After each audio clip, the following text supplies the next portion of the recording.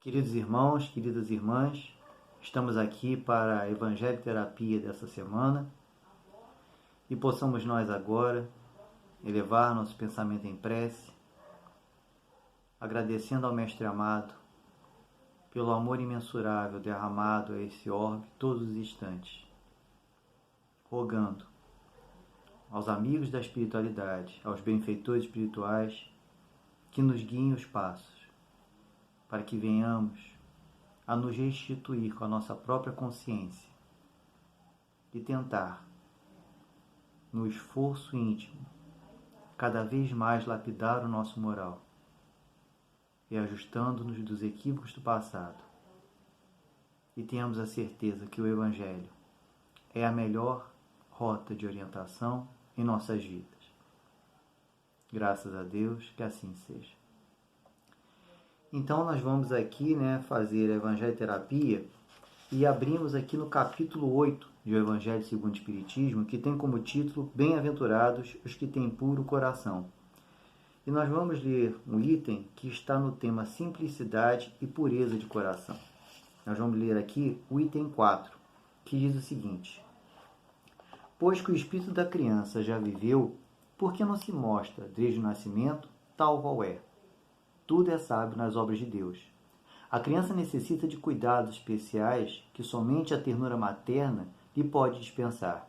Ternura que se acresce da fraqueza e da ingenuidade da criança. Para uma mãe, seu filho é sempre um anjo, e assim era preciso que fosse, para lhe cativar a solicitude. Ela não houvera podido ter-lhe o mesmo devotamento, se, em vez da graça ingênua, deparasse nele, sob os traços infantis, um caráter viril e as ideias de um adulto, e ainda menos se lhe viesse a conhecer o passado. Aliás, faz-se necessário que a atividade do princípio inteligente seja proporcionada à fraqueza do corpo, que não poderia resistir a uma atividade muito grande do espírito, como se verifica nos indivíduos grandemente precoces. Essa é a razão porque, ao aproximar-se-lhe a encarnação, o espírito entra em perturbação e perde pouco a pouco a consciência de si mesmo, ficando, por certo tempo, numa espécie de sono, durante o qual todas as suas faculdades permanecem em estado latente. É necessário esse estado de transição para que o espírito tenha um novo ponto de partida e para que esqueça, em sua nova existência, tudo aquilo que o possa entravar. Sobre ele, no entanto, reage o passado. É assim que renasce maior, mais forte moral e intelectualmente, sustentado e secundado pela intuição que conserva da experiência adquirida. A partir do nascimento, suas ideias tomam gradualmente impulso, à medida que os órgãos se desenvolvem, pelo que se pode dizer que, no curso dos primeiros anos, o espírito é verdadeiramente criança, por se acharem ainda adormecidas as ideias que lhe formam o fundo do caráter.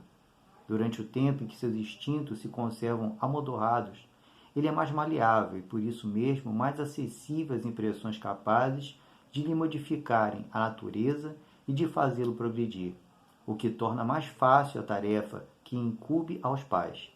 O espírito, pois, enverga temporariamente a túnica da inocência, e assim Jesus está com a verdade, quando, sem embargo da anterioridade da alma, toma a criança por símbolo da pureza e da simplicidade.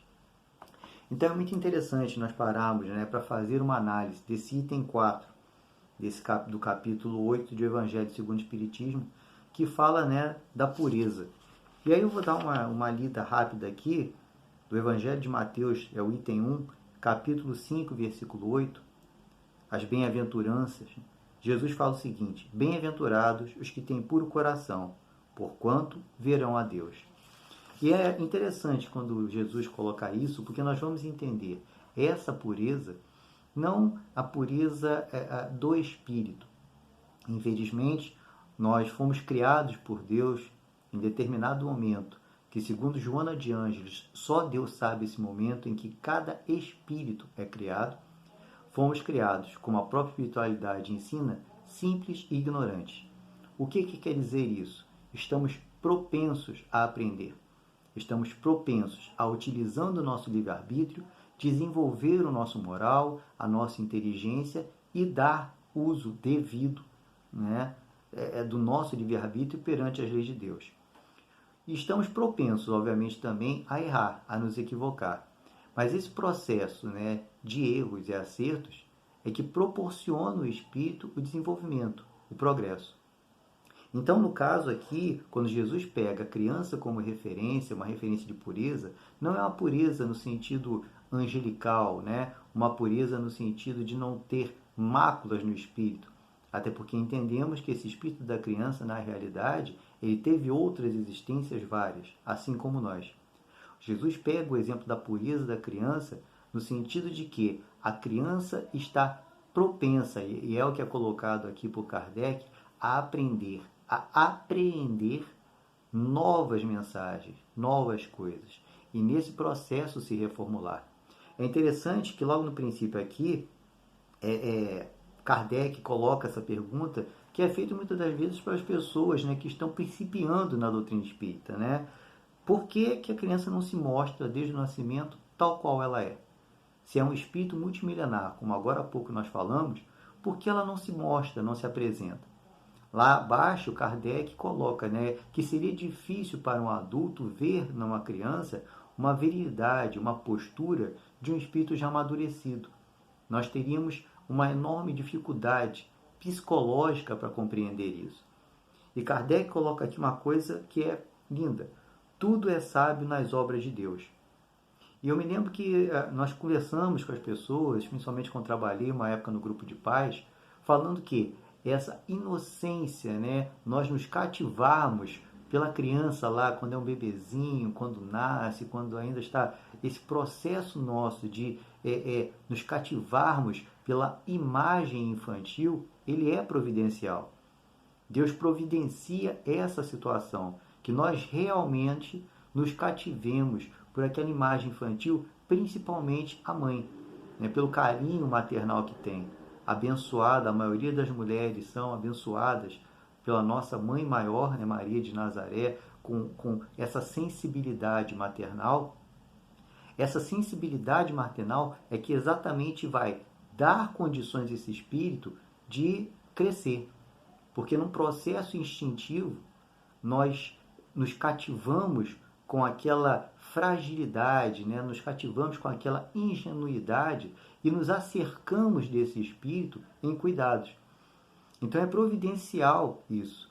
Para quê? Para que nós possamos auxiliar esse espírito no seu processo encarnatório, seu desenvolvimento, seu avanço, seu crescimento.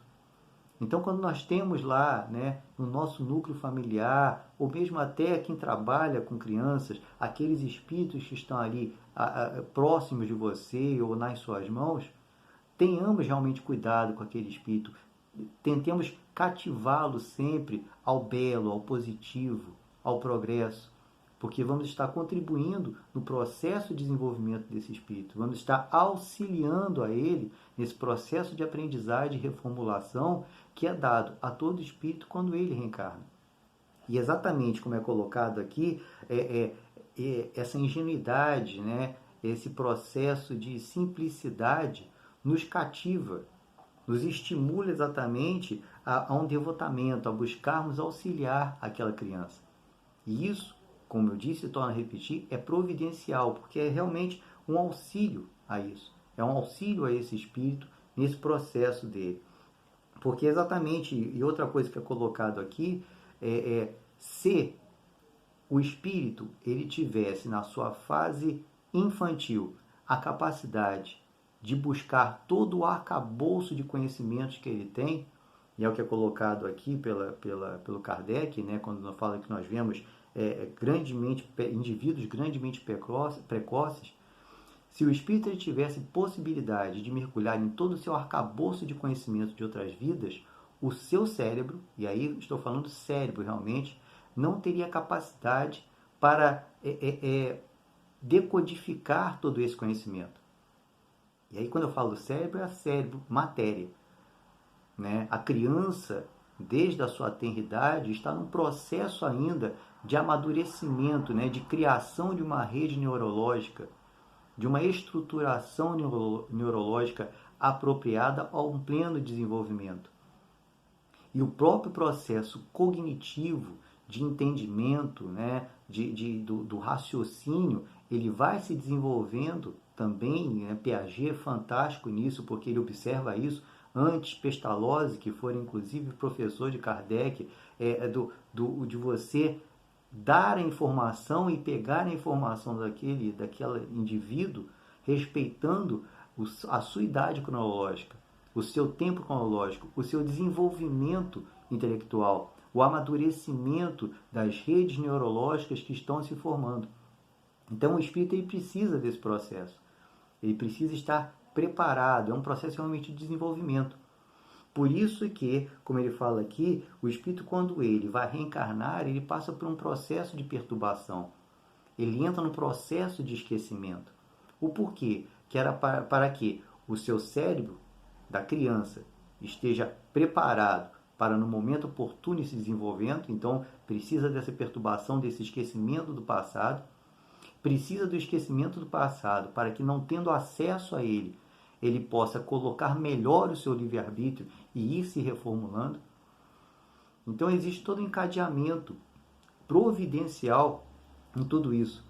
O esquecimento, né, o desenvolvimento intelectual, o desenvolvimento do próprio cérebro, vai dando oportunidades ao espírito dele ir se aprimorando, dele ir se reformulando, dele ter acesso a novas mensagens, que é exatamente o que está falando, né?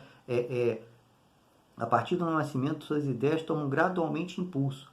Então o espírito começa gradualmente a ir se desenvolvendo dentro do amadurecimento neurológico, dentro do amadurecimento cognitivo, ele vai ali se mostrando. E é nesse momento em que nós temos que realmente cuidar daquele espírito, cercá-lo de zelo. Desde pequeno mesmo. Quantas pessoas, às vezes, equivocadamente, veem um bebê bater no rosto de uma pessoa e acham graça. Às vezes a pessoa que está recebendo, né, aquele tapa daquela criança acha graça nisso. É um equívoco.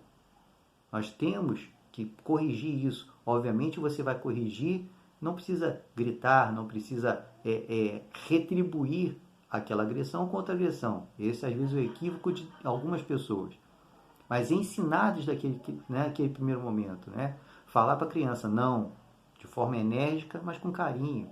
Não pode, não faz isso. Por quê? Porque aí, espírita que somos, nós estamos ali lidando com o espírito multimilenar, que ali está demonstrando, às vezes, ainda por falta de uma coordenação motora, mas talvez, se você não corrigir essa coordenação motora, né, começa a afetar a sua parte psicológica, e você pode estar estimulando naquele espírito, talvez, uma tendência a ser uma pessoa violenta, se ele foi um espírito violento no passado.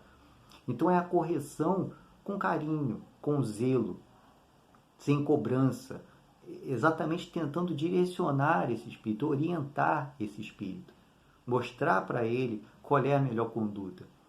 E isso se faz desde a tenridade. E você vai acompanhando esse processo. Porque aquilo que está falando aqui, ele vai crescendo, aquele espírito, né, dentro do corpo, ele vai crescendo, ele vai amadurecendo, ele vai tendo acesso a lembranças do passado de uma forma instintiva. E é aí que você reformula esse espírito, que você o redireciona. É um equívoco muito grande, né? Pegar a chupetinha do bebê, molhar lá na cerveja e dar para a criança. É um equívoco, porque você não sabe se aquele espírito ele tem uma tendência a ser um alcoólico. E talvez você esteja ali contribuindo para que todo esse processo encarnatório possa sofrer um grande problema. Né? Infelizmente, e é muito normal, existe muito na nossa sociedade, as crianças que são filhas de dependentes químicos, seja dependente químico do álcool ou dependente químico do narcótico, essa criança nasce com problemas muito grandes. São crianças agitadas, são crianças que já têm em si uma dependência por equívoco dos pais. E aquilo tem que ser trabalhado, às vezes, medicamente falando, né? Num processo de remédios, de terapias, Você está tendo ali, às vezes, um cérebro que está em desenvolvimento, então você tem que contribuir para que esse desenvolvimento seja pleno, equilibrado. Então, tem o adulto uma participação muito grande, muito importante em todo esse processo de desenvolvimento desse espírito. Nós passamos por esse processo, por isso Jesus pegar a criança como referência da pureza e da simplicidade, no sentido de que ela está maleável, propensa a aprender, a se reformular. Os jesuítas, tem uma frase dos jesuítas que falava assim, os jesuítas eles foram os grandes responsáveis pelo processo de catequese no Novo Mundo, né, nas Américas. Os jesuítas eram mandados para cá, e o jesuíta tinha uma frase assim, dê-me uma criança de 0 a 5 anos e eu tenho a alma dela pelo resto da vida. Os jesuítas, quando chegaram nas Américas, né, a primeira forma de aproximação deles foi pelas crianças. Eles catequizavam as crianças. Por que isso? Porque eles acreditavam de uma forma instintiva que quando você formula aquela criança, né, ou reformula aquela criança desde pequena, você vai estar trazendo ela para próximo de você. E é uma verdade, hoje entendemos isso com a doutrina espírita. Pitágoras, né, o grande matemático, o grande pensador grego, falava, eduque-se a criança e não será necessário punir o homem. Percebendo que quando você educa a criança desde pequeno, é o exemplo que eu dei aqui a criança bate no seu rosto, você vai estar contribuindo para aquele espírito ele seguir de uma forma mais plena e não será necessário no futuro puni-lo ou castigá-lo. Então é todo um processo. Quando Jesus pega essa referência da criança, é por conta disso. Porque o espírito temporariamente, né, ele está ali naquele processo de inocência, de simplicidade. E é exatamente nesse processo de inocência e simplicidade que ele está apto a se reformular, que ele está apto a crescer, que ele está apto a se redirecionar dos equívocos do passado. E o adulto contribui muito com isso. O adulto, né, Paulo Freire, o grande pedagogo brasileiro Paulo Freire, ele falava que todos somos educadores. Ele abrangia essa ideia do educador, mostrando que não só o professor é educador, mas todos aqueles são educadores. Educadores no sentido de que estão educando, reformulando aquela criança. Não só trazendo a informação acadêmica e intelectual, mas reformulando aquela criança. Então, eu estou dando esses exemplos, né, do Pitágoras, do Paulo Freire, Pestalozzi, né, dos jesuítas. Por quê? Porque instintivamente nós já temos essa noção. Instintivamente nós sabemos, né, porque passamos por esse processo e já vimos das existências anteriores para cá com esse conceito de que nós temos a oportunidade de, quando estamos ali na fase infantil, contribuir no desenvolvimento daquele espírito, assim como contribuíram para conosco o nosso desenvolvimento. Se não somos, muitas das vezes, melhores do que poderíamos ser, entra o processo do livre-arbítrio, que na adolescência esse espírito tem pleno controle do seu livre-arbítrio, por isso ser adolescência um período tão complicado, tão conturbado ao próprio espírito e àqueles que estão ao seu redor.